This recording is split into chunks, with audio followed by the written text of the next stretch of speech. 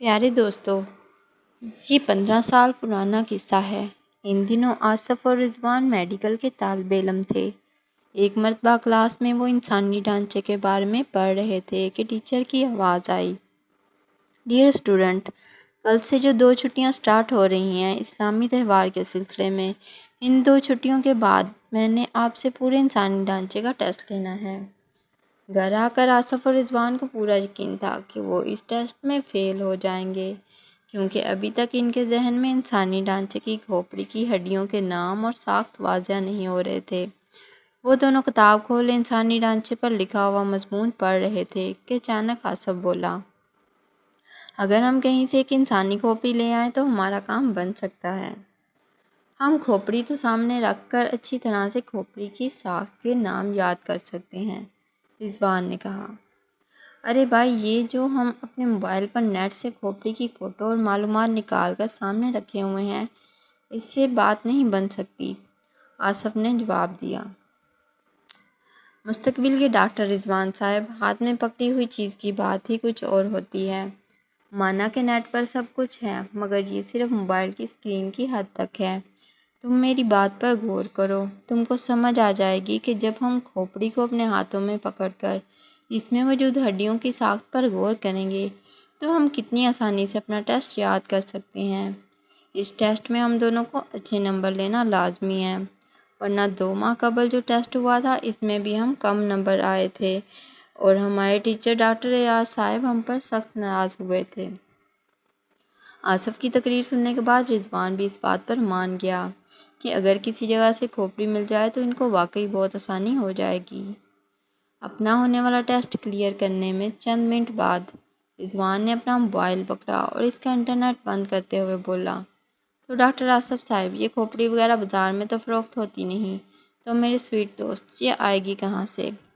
آصف بولا، بھائی، اس بات کا تو یہی حل ہے کہ شہر سے باہر جو قبرستان ہے اس کے گورگن سے رابطہ کیا جائے، وہ میرا تھوڑا بہت واقف بھی ہے۔ دوسرے دن شام کو رضوان اور آصف اپنی بائیک پر شہر سے باہر والے قبرستان میں جا پہنچے، جہاں کا گورگن آصف کا واقف تھا۔ تھوڑا بہت گورگن کا مکان قبرستان کے ساتھ ہی تھا۔ جب آصف کے دستک دینے پر اس نے دروازہ کھولا تو آصف کو دیکھ کر وہ پہچان گیا اور بولا، خیر تو ہے نا آصف بابو، آج کیسے آنا ہوا؟ بس تم سے کچھ کام پڑ گیا تھا، کیا ہم یہاں ہی کھڑے رہیں گے؟ ارے نہیں بابو جی، آپ اندر آ جائیں، آج تو ویسے بھی میں اکیلا ہوں۔ کچھ دیر بعد آصف فارغ ہو کر اپنے مطلب کی بات پر آ گیا۔ پہلے اس نے رضوان کا تعارف کروایا، پھر اپنے میڈیکل کالج میں پڑھنے کا بتایا اور پھر اصلی بات پر آ گیا۔ جب اس نے گورگن سے کہا ہم کو ایک انسانی کھوپڑی چاہیے تو گورگن نے چونک کر ان دونوں کی طرف دیکھا۔ اسی وقت آصف نے 500 روپے کا نوٹ زبردستی اس کی جیب میں ڈال دیا۔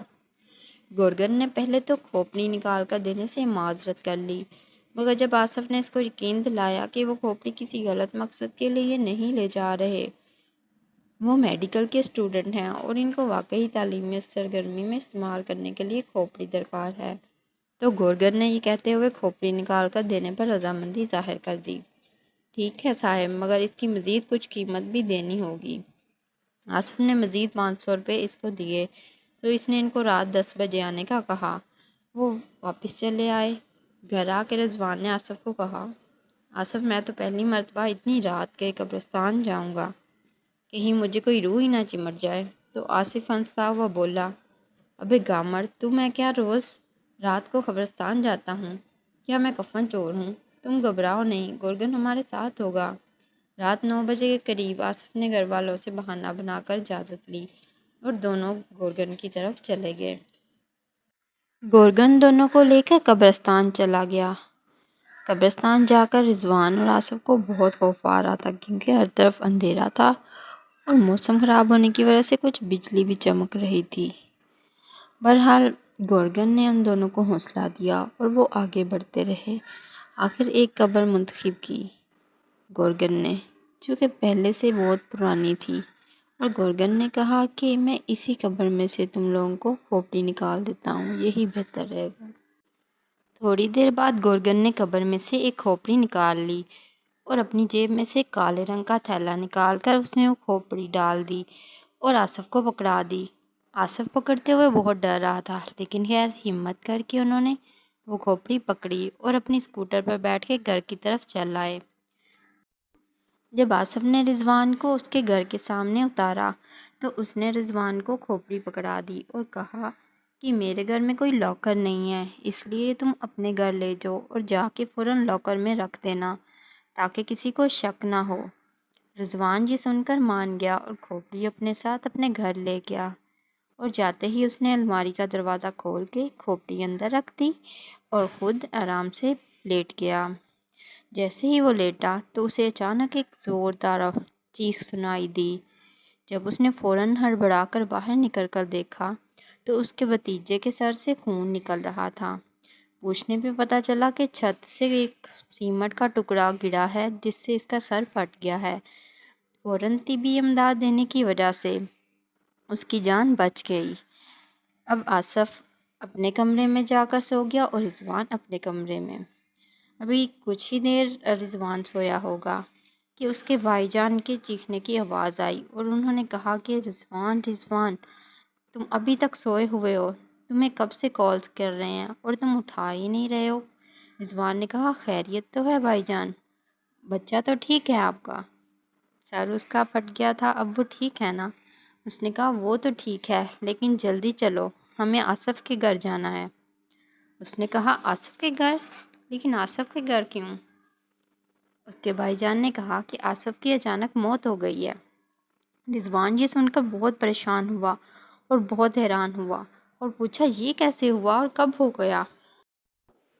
بڑے بھائی نے کہا کہ جب رضوان سونے کے لیے رات کو لیٹا تھا تو اس کا کمرے کا چھت کا جو پنکھا تھا وہ اچانک گر گیا اور وہ بھی اس کے سر پر، جس کی وجہ سے اس کی سر کی ہڈی ٹوٹ گئی اور وہ مر گیا۔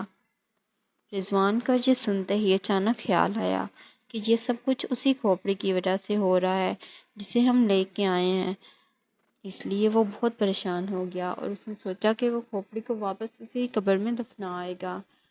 بہرحال وہ رضوان کو دیکھنے کے لیے گیا اور رضوان کا جنازہ تیار ہو رہا تھا اس وقت، اور اتفاق یہ ہوا کہ رضوان کا جنازہ بھی اسی قبرستان میں اسی قطار میں گیا جہاں پہ انہوں نے اس قبر میں سے وہ کھوپڑی نکالی تھی۔ جنازے کے بعد رضوان نے فوراً وہ کھوپڑی پکڑی اور گرگن کے پاس چلا گیا اور اسے کہا کہ اسے واپس اسی قبر میں دفنا دو۔